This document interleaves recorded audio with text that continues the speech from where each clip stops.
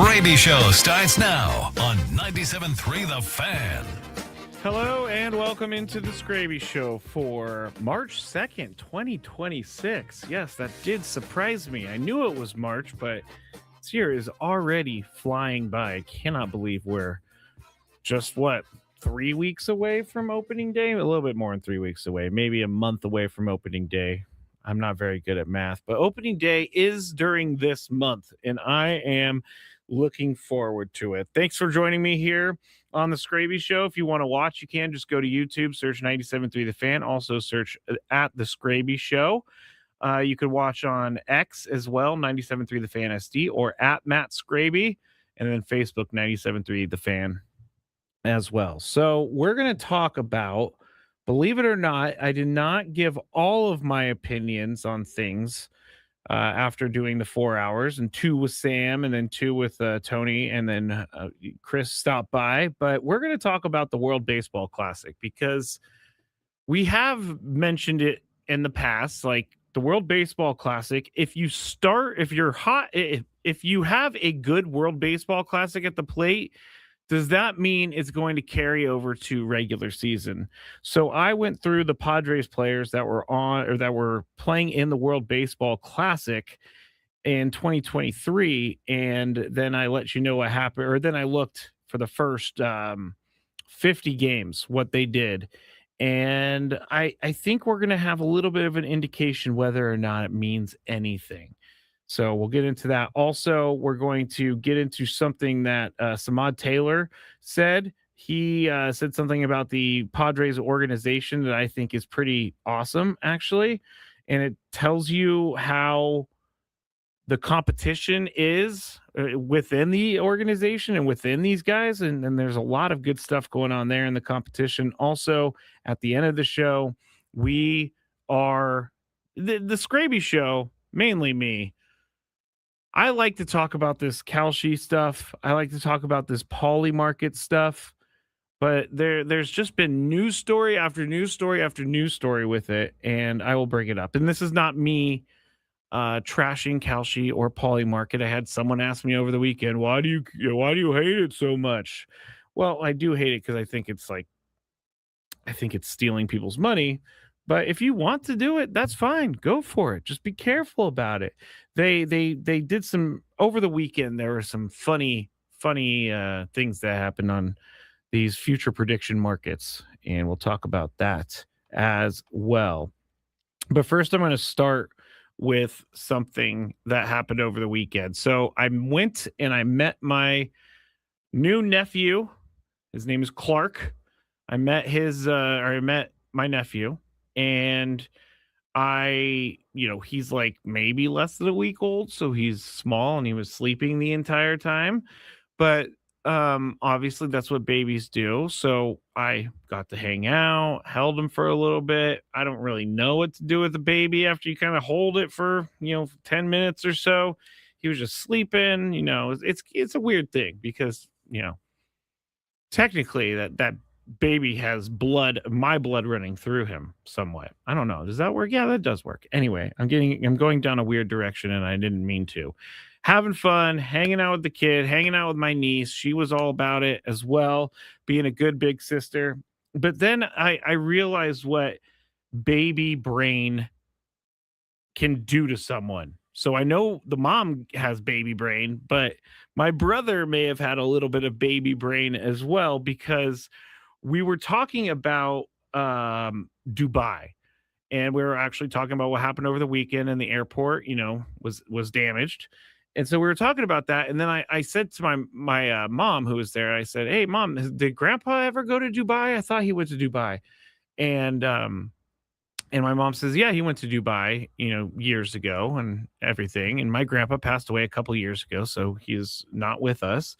But my brother in the baby brain just ends up going, 'Oh yeah, isn't Grandpa in Dubai right now?'"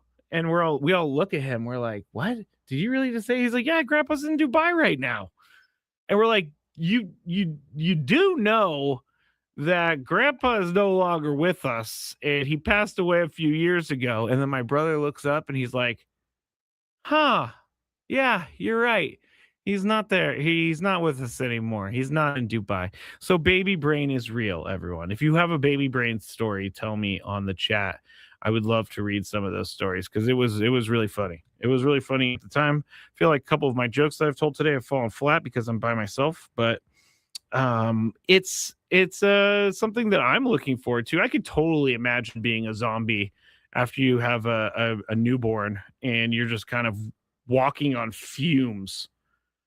Like that's yeah.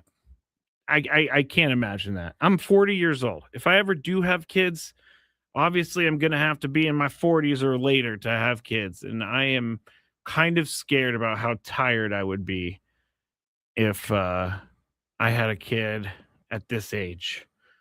And McKee says I still have baby brain and my youngest is 14 years old. It doesn't subside. Okay, good. Good to know. It doesn't subside. I can live with that.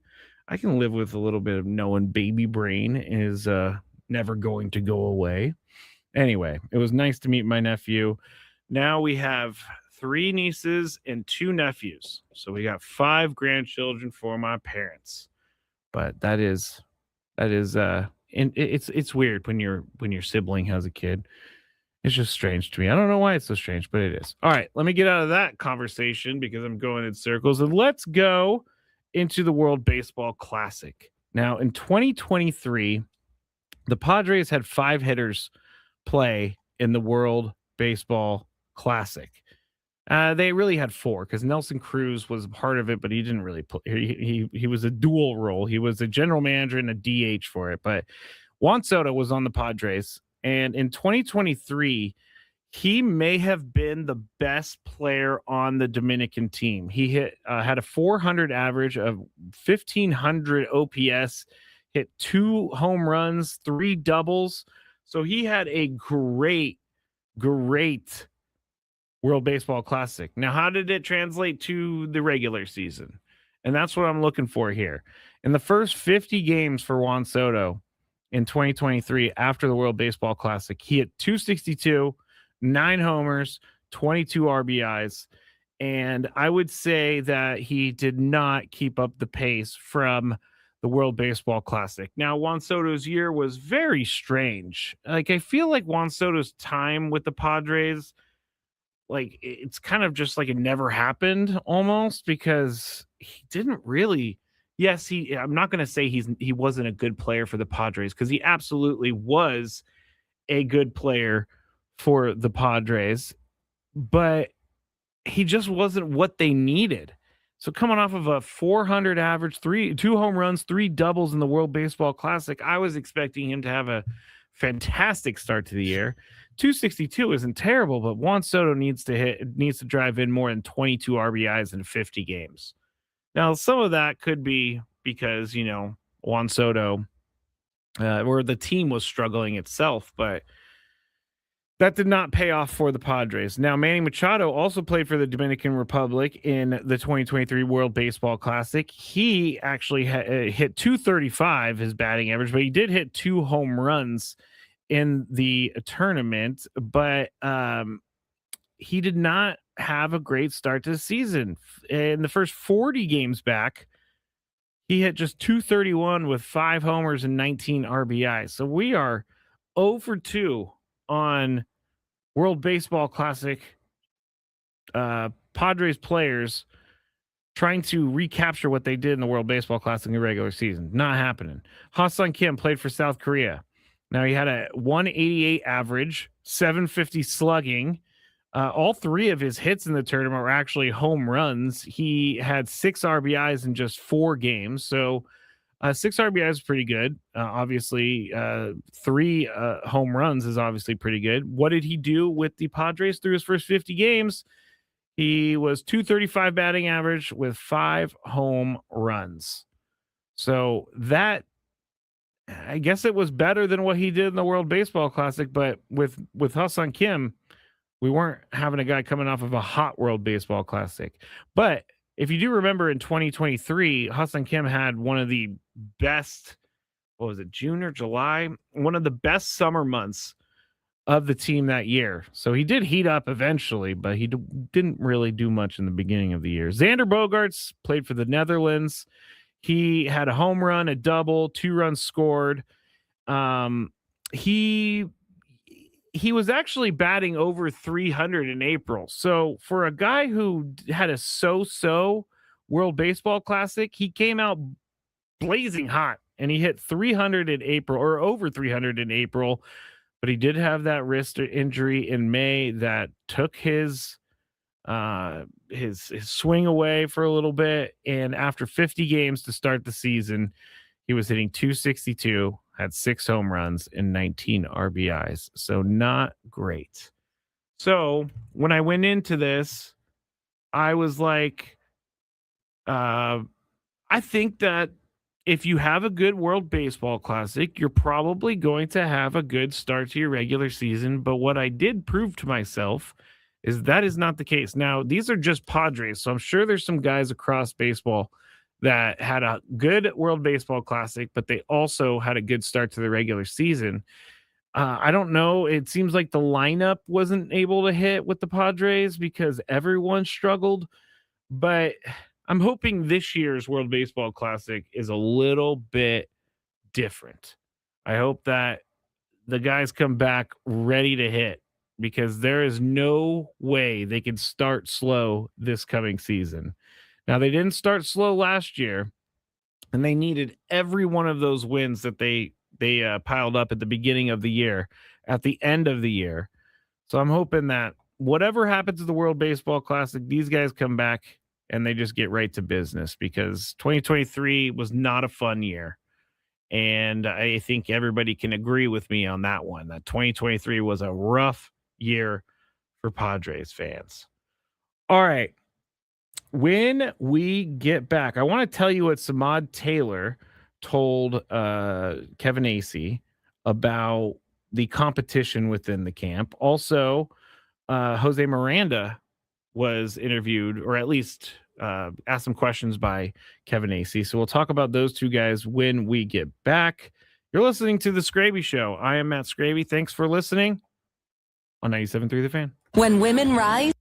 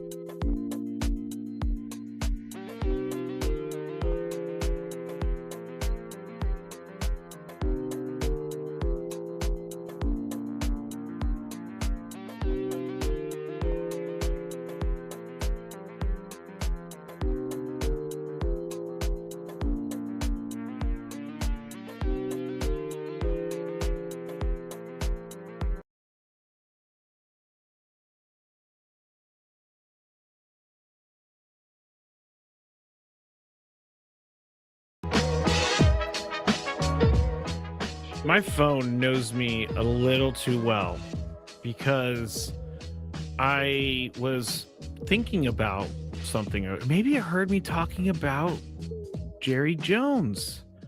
That could be it because it just popped up with something and it's not surprising at all. But it says George Pickens is expected to hold out of offseason activities without a long term contract. And I was thinking about the Cowboys earlier today, but this thing popped up and said even though he has the non exclusive franchise tag that the Cowboys put on him, that would make him $27.298 million fully guaranteed for this upcoming season. He says he will not report unless he gets a long-term contract, and get this, he's looking for upwards of $40 million a year. So we'll see what happens there. But, Katrina says they hit him with the tag. Yeah, they did hit him with the tag, which I didn't know. Maybe the non-exclusive tag is what, actually the non-exclusive tag, it just hit me because I'm reading it right here, but it hit me. Both sides have until July 15th, 2026 to finalize a multi-year extension. Otherwise, he must play the season under the 1-year tag. But he said he is not going to show up until he gets that long-term thing. So it's just, I don't know. George Pickens had a great year last year, 1,429 receiving yards, 9 touchdowns.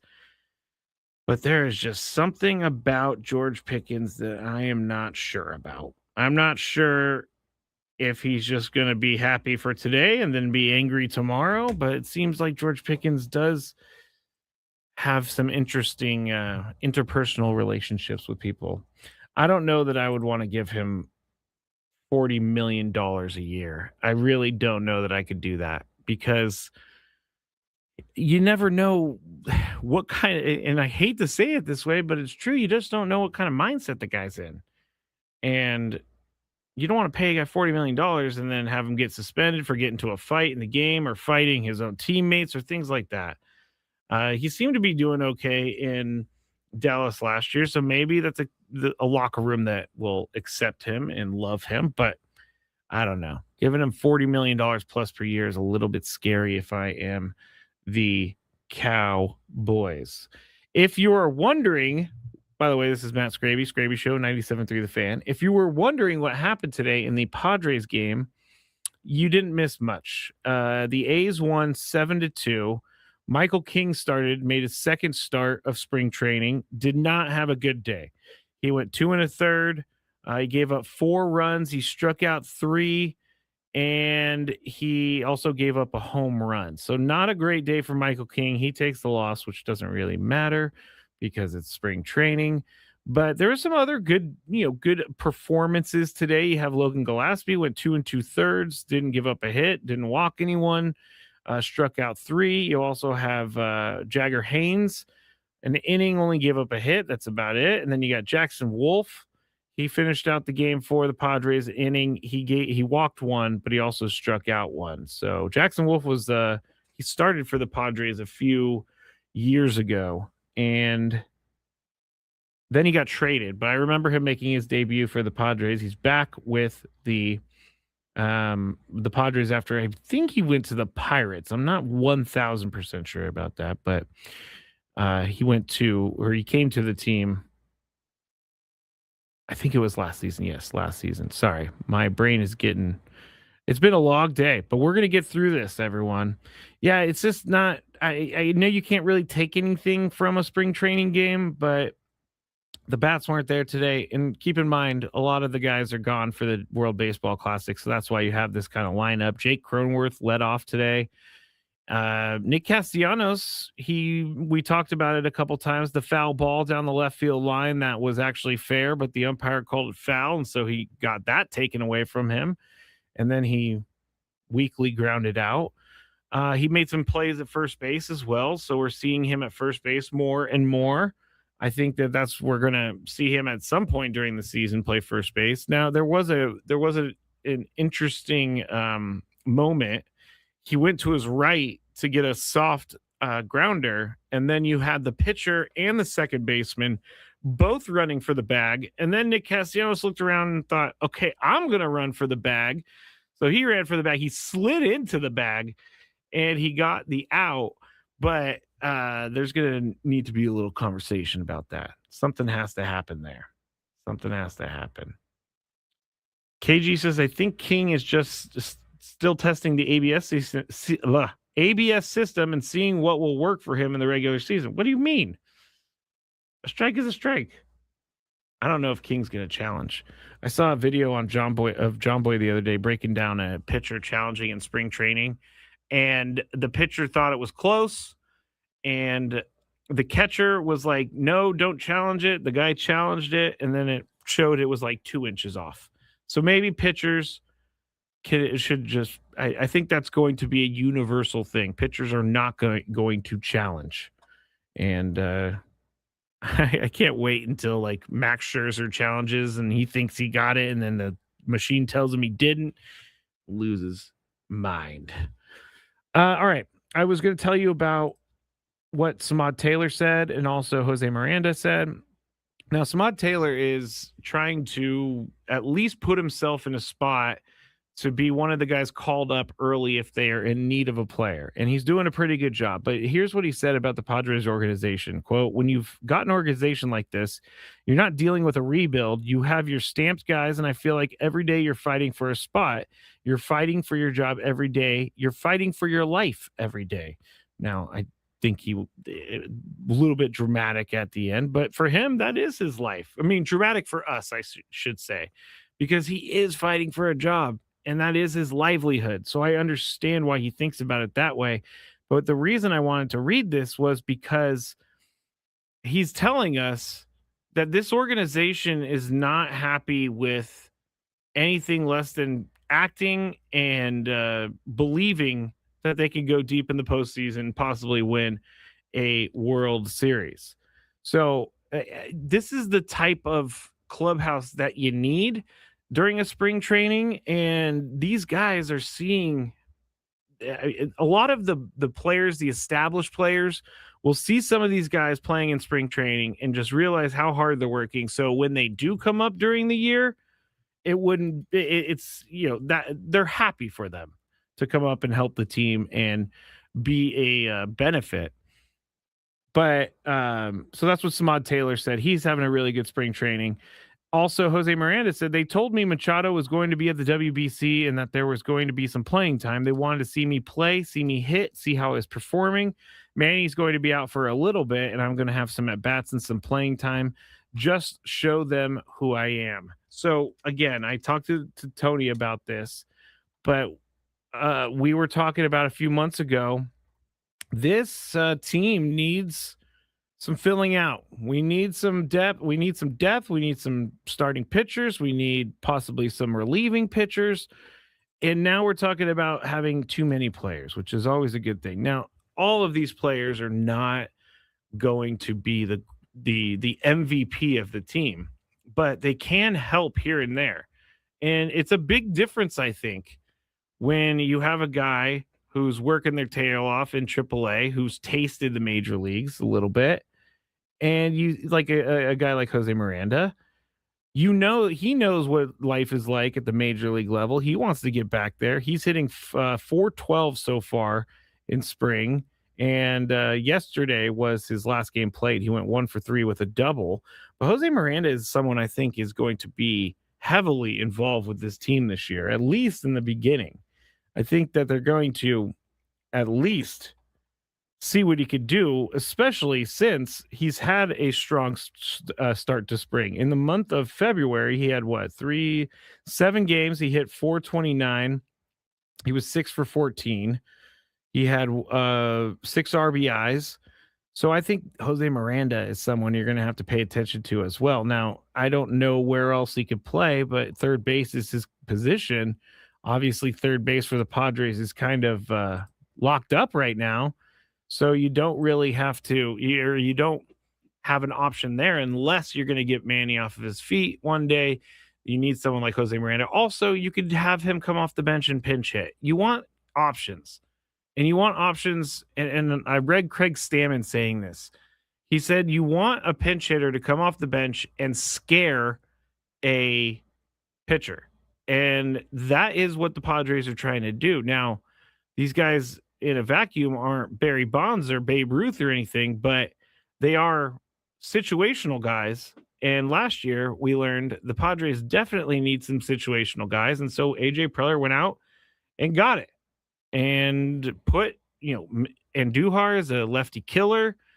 You have Jose Miranda, as we just talked about, Samad Taylor, Nick Solak. You have a bunch of different guys fighting for these spots.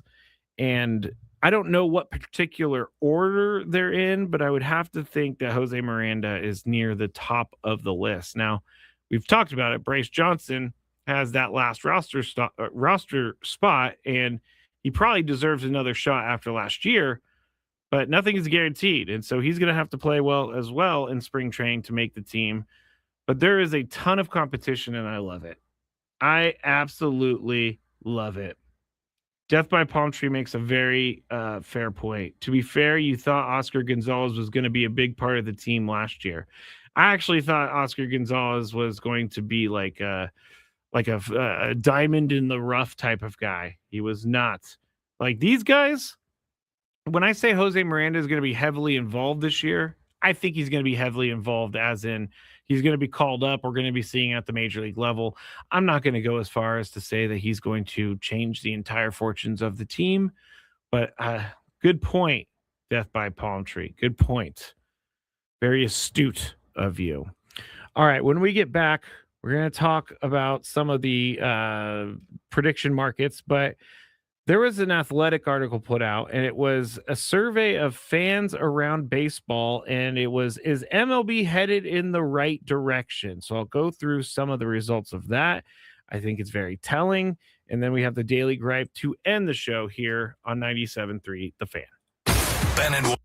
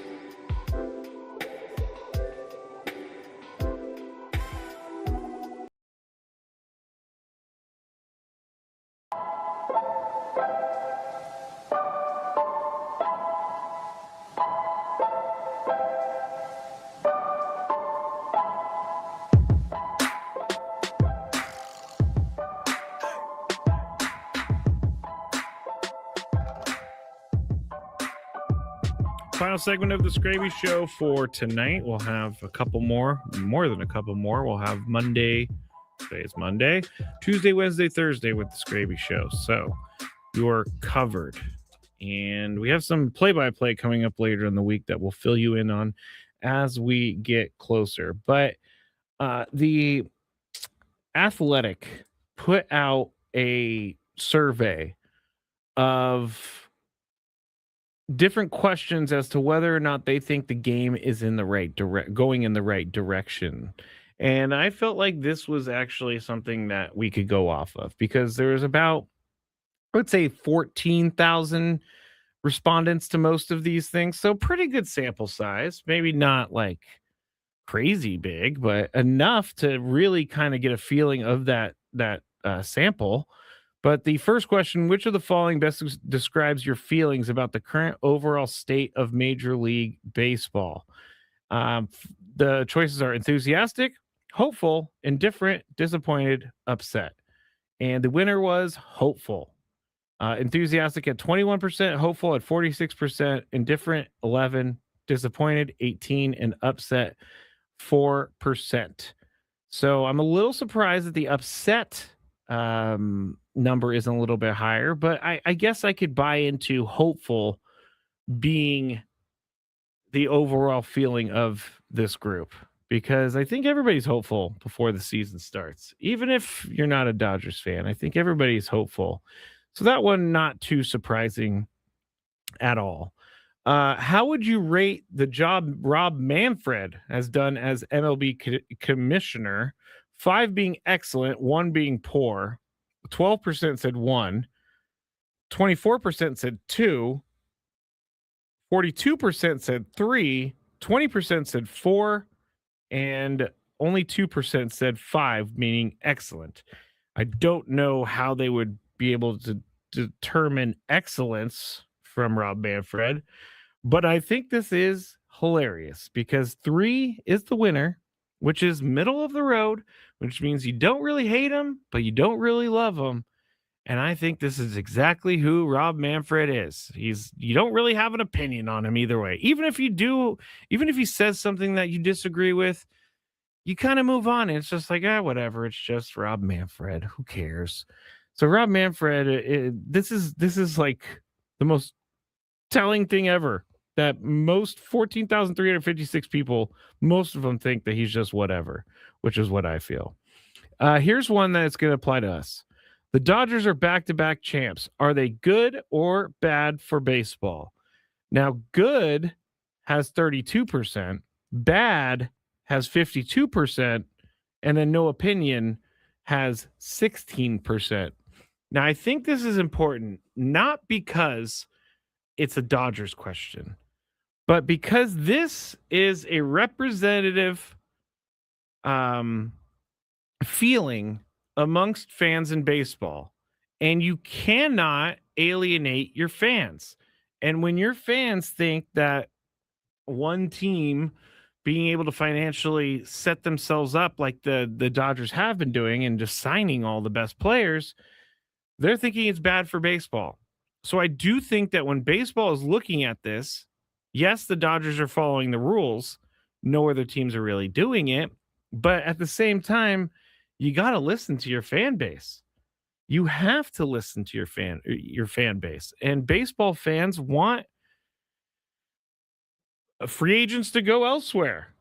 So I'm not surprised that the heaviest response was bad. But again, you have to kind of look at what fans are feeling. And if they don't feel like things are fair and their team has a shot, then I think baseball needs to listen to that. And that's really funny because Ed McKee says, no opinion, the casuals. I don't know who the no opinion people are, but definitely the casuals. Matthew says, I don't think the Dodgers are bad. They're doing what teams should do, but the system that makes it significantly easier for big market teams to compete is a broken system. Steven says, I said the Dodgers are good for baseball because having a heel is fun, but I believe how they leverage their money can be problematic, especially given that no teams team responds in kind. And here's a no opinion one. A team winning multiple championships and having a top rated farm system should be seen as a way for all teams to get better, not whine and complain that they have no money and try to force a salary cap. Blame the cheap owners, don't blame the players. Give a reason for Tucker to sign elsewhere. That's a Dodger fan that did the no opinion. Okay. Because this opinion right here is very Dodger fan-esque. I'm pretty sure a Dodger fan wrote this. A team winning multiple championships and having a top-rated farm system should be seen as a way for all teams to get better, not whine and complain they have no money and try to force a salary cap. Blame the cheap owners, don't blame the players. See, that is the 1,000% argument, and I'm going to keep talking about saying 1,000%, but that is the argument that all Dodgers fans make. Don't blame us, blame everybody else. Next one, is betting on baseball a regular part of your fan experience? Now, this one really surprised me. 14,200 respondents. 6.5% said yes, that is a part of their fan experience. 93.5% said no. So in this sample, an overwhelming, not even an overwhelming, but almost a total almost like baseball and betting doesn't work for these people. So it makes me think, how many is baseball and betting not a great business, not as great of a business as we thought? Because if betting on baseball to these people, 93.5% say no, then who's betting on baseball? I don't know. That one really surprised me. And here's their explanation for it in The Athletic. Despite the saturation of gambling content and broadcasting and advertising, the vast majority of fans do not regularly bet on the game. While our readers may not represent a perfect cross-section of all fans, the response here was overwhelmingly one-sided. This surprises me. It really does, because they're trying to work betting into baseball, but apparently people don't really care. With the prevalence of gambling in baseball, are you worried about the integrity of the game? 77% said yes. 19% said no, 4% said no opinion. Jim says, gambling is a huge concern for me, and I know there's no going back, but this close association sponsorship by gambling organization will taint sports. I can't say I disagree wholeheartedly, but I don't disagree. William says, I love baseball for 40 plus years. I know things changed and I was good with it until MLB sold its soul to gambling. Manfred and the owners destroyed the bedrock value to the point that any player anytime can do something or nothing to ensure a prop bet pays out. I made it through the steroid era, but the gambling era is a killer. And I think what he's talking about there is Emmanuel Class A getting caught. I believe it was over 250 rigged pitches that were being looked at with Emmanuel Class A. The worry about the integrity of the game, I think for the most part, players are not willing to go and ruin their career to help someone else make money. But I do think this is a bad thing for baseball, because once you lose the fans' trust, and once someone thinks that your sport isn't as 50-50 as it seems to be, that's when people will start looking at baseball as a sport where they don't really need to pay attention because it's fixed. And there are guys that are influence the game to make money on bets or make someone else money on bets. So I think baseball needs to look at both of these. Is betting on baseball a regular part of your fan experience? 93% said no. Are you worried about the integrity of the game? 77% said yes. So that means they have to do something. They have to do something to take care of this. They cannot just ignore it, but I'm pretty sure they're just going to ignore it. So that was an interesting survey from people out there. It's on The Athletic if you would like to read the full thing. All right. Prediction markets. I said it. We're going to talk about it. Now, Kalshi is the main one that I see a lot of advertising for. But the Kalshi and the other one's Poly Market. But here's where I found out the sweet spot is for these future markets. It's world events, because obviously over the weekend, so a massive world event happened. And so people are making money off of it.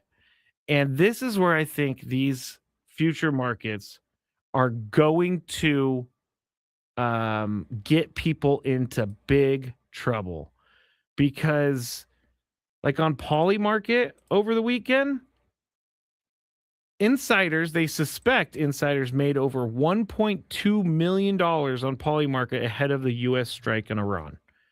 So that means that there were 6 insider accounts won around 1.2 million by predicting the U.S. would strike Iran on February 28th.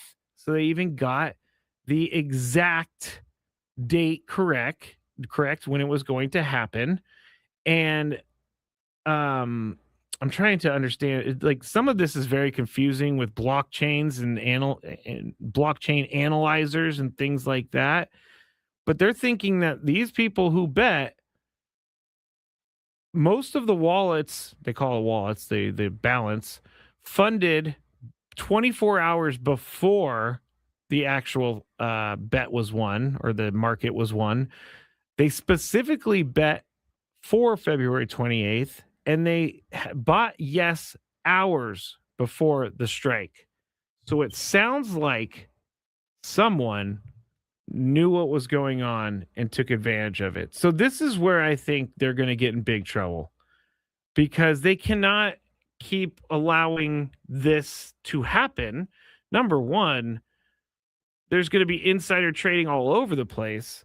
Number two, how are you going to, like, this is going to cause other people to lose money. I don't know how they really go about looking at this and stopping this. But when you have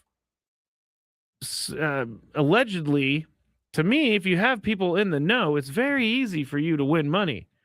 These are the insiders, and they knew what was going to happen. So Poly Market is dealing with that right now. Kalshi, on the other hand, is trying to say that, hey, we don't list markets directly tied to death. So basically, will the Iran supreme leader die on this date? Something like that. I know it's a little morbid, but stick with me here. They said the CEO said that they don't list markets directly tied for death. However, they did, and it was up for since January 9th. Had $50 million put in total volume, with roughly 20 million alone on Saturday. So here's the thing. Here's the thing. We should not be betting on people's death. We should not be betting on war. We should not be betting on any of these things. And here's where I get on my soapbox. I feel like it desensitizes us to it. Oh, hey, I won $100 on Poly Market because I bet that this country invaded this country. I think it's a really weird thing happening. Really weird. And I'm not a fan of it. You should not make money off of war. Sorry. Said it. Meant it. And if you think you should, that's fine. But come on, CEO man. Tarek Mansour. He said that they don't do this. Although it started in January 9th and had about $50 million in total volume. It's just, there's a lot going on in our world, guys. What's annoying Skraby today? Let's find out. It's time for the Daily Gripe. Eric says they're not betting it's a futures market. I understand, but I have no other way to describe it, because they are betting.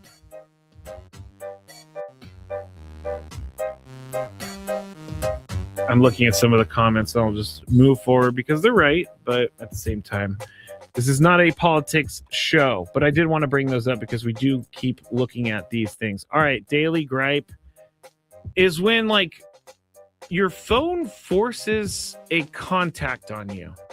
So for some reason, there's someone in my phone that I have removed, but then their social media comes up, and I don't understand why every time I go to like quick share or if I go to share something, this person's like name and picture comes up every single time. So my daily gripe is I don't want to see their name and picture. Why do you keep showing it to me? I can't get it to go away. Ugh. It's really annoying. I don't know if anybody knows what I'm talking about, but I remember, for example, like 5 years ago, I had an ex-girlfriend, and well, at the time we were together, but I put her birthday in my phone, and then for years, even though I deleted it, for years my phone was reminding me of her birthday coming up and was telling me, get a present for her. And I'm like, hey, we were broken up. I don't want to hear about this. I don't want to think about this, but my phone forced me to anyway. So daily gripe, there we go. Trevor says the NSA changed my number. I might do that. Talk to y'all tomorrow. Thanks for listening. Hey, it's Skraby.